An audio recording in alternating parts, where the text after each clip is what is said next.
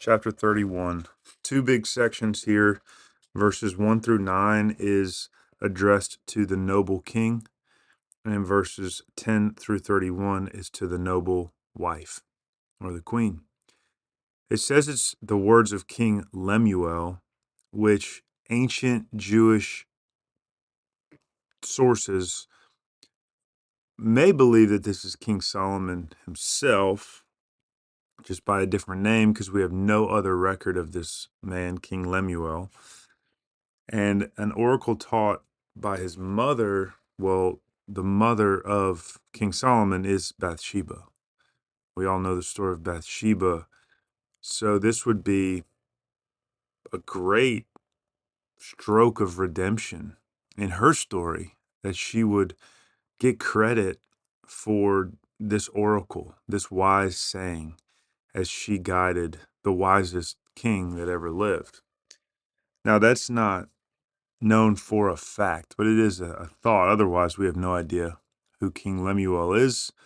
We can only assume that those who compiled the Proverbs knew who he was, believed it to be inspired, made it into the Bible, so we can believe it's inspired, because God inspired those who collected the Proverbs, organized them together, and then he preserved them. So this is the final collection of the book, collection 7. But it is also awesome that the last chapter of the book of Proverbs, wisdom literature, is attributed to a woman. It reverses the roles in the ancient Near East during this time, that women could not be wise or have knowledge. And we see here that she's at the bedrock foundation of a healthy society, guiding the wisest king that ever lived. Or just, let's just say, if we don't know if it's Solomon, guiding a king. Women are the bedrock of our foundation in that sense. In regards to gender roles, it really helps us understand the value of both genders, which we always say as complementarians, men and women are equal in value. They're equal in value, different in roles. We're going to do different things out in the world, but no one's better than the other. So first we're going to address the man, the noble king.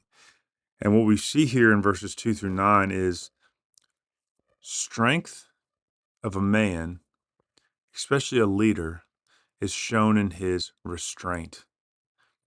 And that's counterintuitive, because you think of strength as being in action and productivity and abilities and skills.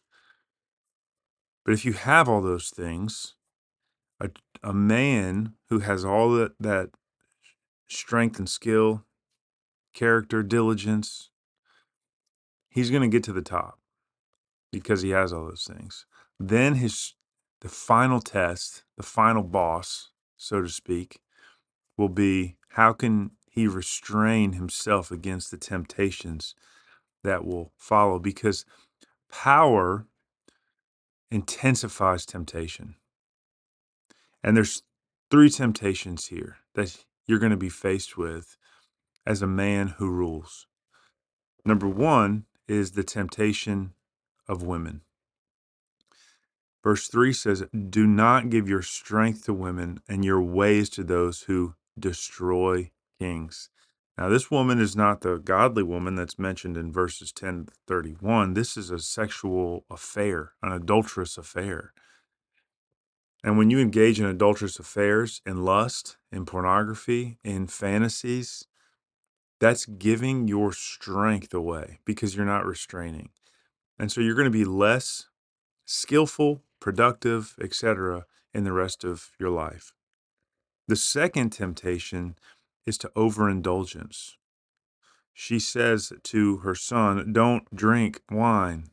Don't take strong drink, lest you drink and forget what has been decreed." It's going to affect your memory, and it's going to cause you to pervert the rights of all the afflicted, which should be your priority. You should be caring about the afflicted. And so this is a call to resist the vices of the life of a powerful person. You're going to Women are going to throw themselves at you, and you're going to have the economic resources to indulge in any vice. Alcohol is one of them. Don't do it. Restrain. Your strength is going to be measured in your ability to reject and resist these temptations. And then the final temptation is going to be, she hints at it in verse 5, pervert the rights of the afflicted. So don't not care. Don't lack compassion. Don't start focusing on the rich who you want for them to, rub your back, so to speak. Always care about the afflicted. That's your goal as a king, is to bring up all the afflicted into prosperity. That should be your goal.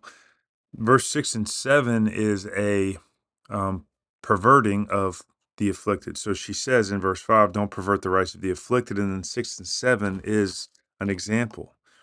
For example, give strong drink to one who is perishing and wine to those in bitter distress. You think that's going to help them? You're just going to mask the pain? You're going to let them drink and forget their poverty? That's not helpful, dude. Like, you need to provide jobs. You need to provide the ability for them to get skills to increase their station in life. In other words, verse 8 and 9, open your mouth for the mute, speak for them, because they can't speak for themselves. For the rights of all who are destitute. Open your mouth, judge righteously, defend the rights. And so that's your role as a king, is to care about the afflicted and the poor and the needy. And your temptation is going to be stop caring about them, because maybe there's no fix. There's no quick fix for the needy. Well, it doesn't matter. That's your role. That's what you're called to do. So that's the noble king. The noble leader is one that resists temptation towards vices and cares about the poor. It's a pretty great picture of a man and his role in society. And when a man lives like this, everyone underneath his rule is protected. Because if he's doing this, then he shows that he's being led by God. And now God can use him as a faithful under shepherd of those underneath him. And it's the way it's meant to be. So that's what we aim for as a man, is to be a ruler, a leader, an elder, maybe just a husband, a boss, but to be noble. And to be noble, you're going to have to practice restraint. Okay, so now we're going to move on to the ideal woman. And first thing I'll say about this, probably noticed this, but the book of Proverbs go all the way back to chapter 1, and we're mainly addressing the sons, but obviously we're addressing the daughters too. And it's almost like, hey, son, if you live your whole life with wisdom, this is what's waiting for you. An ideal woman, a noble woman, an excellent wife is the prize of you living a life that shows your fear of the Lord, your character, your desire for holiness, your ability to restrain yourself from vices. Well, then a noble woman awaits you. But this noble woman that we're about to learn about, she's not going to bother with a man who can't control himself, who can't lead himself. How can he lead her if he can't even lead himself? So um, the second thing you got to keep in mind as you read this is that behavior and character is greater than looks. They are greater than looks. So it begins with the value of a wife. Verse 10, the excellent wife who can find? She's far more precious than jewels. Now here's who can find an excellent wife, a wise man. Verse 11, the heart of her husband trusts in her, and he will have no lack of gain. So the woman is loyal. She's not going to steal from him. She's not going to commit an affair on him. And so he puts his trust in her. Obviously, this is okay to do in this context. This is not like ultimately trusting in her. You know, we all need to trust in God, and we're not meant to trust in anyone else. So this is a lower form of trust than you would trust in the Lord. Um, with this trust that the husband places in his wife, he empowers her to do everything she does. So she feels secure because she has the trust of her husband to do all that she does. And ultimately, it's she does him good, not harm, all the days of her life. And we're going to see two main ways she does him good. The first is economic, how he is helped by her economic success. And then the second is how his family's well being and health and prosperity is affected. So this is the main body from 13 all the way to 27. Shows us um, a bunch of stuff about her. So, verse 13, she seeks wool and flax and works with willing hands. So the first industry she is involved in is the textile industry. And it shows that she mainly is a hard worker. And that's what you'll see throughout. You read this and you're like, wow, this woman never sleeps. Like she is a hard worker. And um, and she does that for her husband's sake, her husband's sake, and her family's sake. Her textile industry is so successful that she is like ships of the merchant, and she brings her food from afar. And that, in that society, most people, like middle class people, would just eat the food that's provided for them right there in their own hometown. But this excellent wife, she's so successful with her merchant or her textiles that she's making clothing and stuff that she's like an international trader, and it's going out all over the place, and she's able to bring in food from different countries because she's so successful. Verse 15, she rises while it is yet night. Once again, we see the hard worker. Um, Commentary I was reading says there's an allusion here in the original language and using this poetry uh, to a lioness that rises while it's night and goes on a hunt for the household. She brings back so much food that she can provide for the household and even the maidservants. And so with the lioness, we see there's strength, courage, but also compassion because she cares for more than the lioness would care for just her offspring. This one cares for even her servants, her maidservants. And one thing I'll say kind of in general is, we're getting into this now, is this is not a checklist for every young woman to go out and check off. Got to make sure you got your textile industry, and we'll see. You got to have a vineyard. No, this is the ideal, because this is poetry, remember, and so this is the ideal woman who is completely given to wisdom. Just like when we read about these noble men who are kings. I mean, if you're a young man, you're not trying to go be a king. You're just taking the general idea of wisdom, which is usually not about the outcome, it's usually about the method, i.e., faithfulness. And you're aligning yourself with the faithfulness of the person, not the outcome. So if you're a young woman, young married woman who isn't quite bringing food from afar, perhaps Chick-fil-A is the furthest you get, you're okay. It's okay.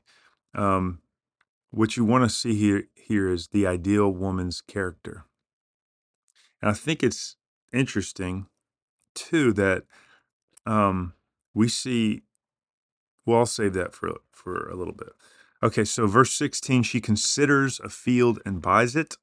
Um, with the fruit of her hands, she plants a vineyard. So here's her second industry that she gets involved in. After all of her textiles are sold, she has even more money, and she buys a vineyard, which in this context is the most prized industry. Anyone who buys a vineyard is successful because a vineyard takes a lot of startup capital and a lot of work and a lot of maidservants. And so she does it, she buys it.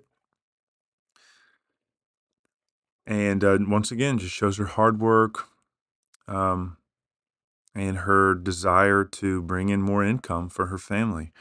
Verse 17, she dresses herself with strength and makes her arms strong. So this is directly relating to her body is strong. And she needs to be strong for all of the manual labor she will be doing. Remember, she works with willing hands. In verse 13, she plants this vineyard. She's not just overseeing it, she is actually working with her body. And so this woman needs to be strong. I mean, she runs a household, she runs two different businesses. So she needs a lot of strength. Verse 18, she perceives that her merchandise is profitable and her lamp does not go out at night.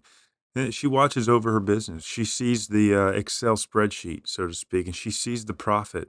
And so she doesn't worry about dimming her lights at night to save a little bit of money. This is due to her success. This is not saying that she doesn't sleep at night. No, this is saying she doesn't worry about the money wasted on the oil that's burning the lamps because she has profit. Verse 19, she puts her hands to the distaff and her hands hold the spindle. The Hebrew word for the second hands is her palms. And verse 19, what it does is it connects us from 13 to 18 to 20 to 27. So it's called the Janus verse, which is a connecting verse. Because in verse 20 it says she opens her hand to the poor and reaches her hands out to the needy. And then we start seeing how she benefits the community. So verse 20, she opens her hands to the poor and reaches out her hands to the needy. She's generous. She provides for her family and for the poor. She's not afraid of snow for her household, which is a scary time of the year in the ancient Near East back then. And so she's not afraid of it because she's provided her household with scarlet, which would be an expensive color of clothing to dye linen with.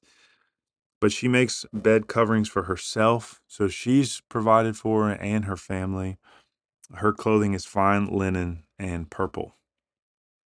Now, all of this kind of leads towards her empowerment of her husband. Remember, this is why her husband trusts in her, because he empowers her and she empowers him to do what? Well, to lead the land. He's known in the gates and when he sits among the elders of the land. So it empowers him to lead with wisdom, knowing that everything at the home front is taken care of. Verse 24, she makes linen garments and sells them and delivers sashes to the merchant. And really what you could see is from verse 20 to 27, it's called a chiastic structure. So think of like a mountain that starts low, goes to the climax, and then goes down. Verse 23 is the climax, her husband. And then if you notice, like 24 matches up with 22. So 22 says she makes bed coverings. 24, she makes linen garments and sells them. And then it keeps going in reverse order. So 21b, for her household are clothed in scarlet. 25a, strength and dignity are her clothing. 21a, she is not afraid of snow for her household. 25b, she laughs at the time to come. Not afraid. She laughs. She smiles at the future. Or I'm sorry, yes, she's not afraid of snow. She laughs. Yeah. And then verse 26 and 27 opens her mouth. So these are all the body parts showing her wisdom. Opens her mouth, kindness on her tongue. She looks well, that's her eyes, does not eat the bread of idleness. And then verse 20 opens her hands to the poor, reaches out her hands to the needy. And so, this section just kind of concludes all of her benefits to her family and even to society. And that ends with praise in verse 28. And in closing, her children praise her. Her husband praises her. He says, many women have done excellently, but you surpassed them all. And then the writer concludes this, that charm is deceitful, beauty is vain, but a woman who fears the Lord is to be praised. And so it shows that character is more important than looks. Verse 31, give her the fruit of her hands and let her works be praised in the gates. Her diligence, her faithfulness, her hard work, all of these things are what bring about this success. And we know that we don't need worldly success. We want spiritual success. Spiritual success means walking in wisdom and in holiness. And if you do that, you will be satisfied. You will be happy, and the Lord will reward it. But He may not always reward it with financial success, but He'll reward it with more wisdom, more understanding, more closeness to Him, more love for Him, which propels everything in life. So, in closing, we got the noble king, which shows restraint. We got the noble woman, which shows action. But both of them display a fear of the Lord, which is the beginning of wisdom, a high character, high holiness, and because of that, it brings glory to the Lord in their roles. And just remember, this isn't a checklist for you to, as a young woman, to go and get you a textile industry and a vineyard.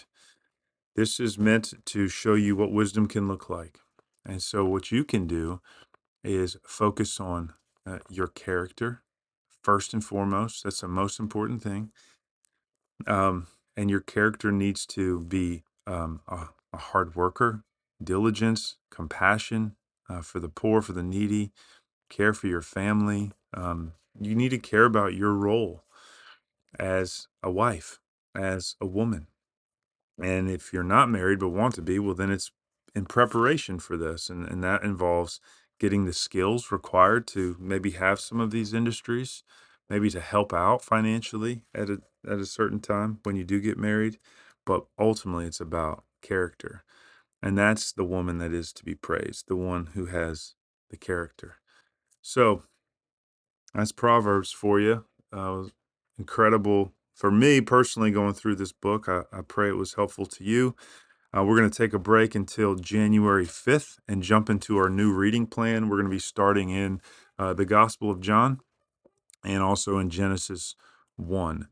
And so that's going to be our plan over the next 5 months. We're going to go through John, Romans, Genesis, and Exodus. And so if you'd like a plan, have one printed out. I can get that to you. If you're part of our campus outreach ministry and coming to NatCon with us, you'll receive one there. But if you'd like one, I got a bunch printed out. I can send it to you. Just reach out and let me know. Thanks for listening this year. It's been great walking through the Bible with you guys, and Lord willing, we're going to keep it up. But I'm praying for you all, and I pray that this is helpful. This is my prayer every morning, right before I log on. It's that He obviously helps me teach, but He helps you listen, hear, apply it to your lives for the sake of holiness, for the sake of your personal witness, for the sake of His kingdom, and that He would grow the listeners. So if you want to be a part of that, you just got to review it or give it 5 stars or whatever in Spotify or on the podcast app, the Apple app. And I think that would help more people find it. Not too worried about it, but if you want to do that, I think that would be helpful. When I log on, I'm not a huge numbers guy, but when I see that there's more people listening, I am a little more encouraged. There were times when 2 or 3 people were listening, and I'm like, is this worth it? I could probably just go get in a Bible study with them. But anyways, I digress. I will see you guys, and you will hear from me on January the 5th.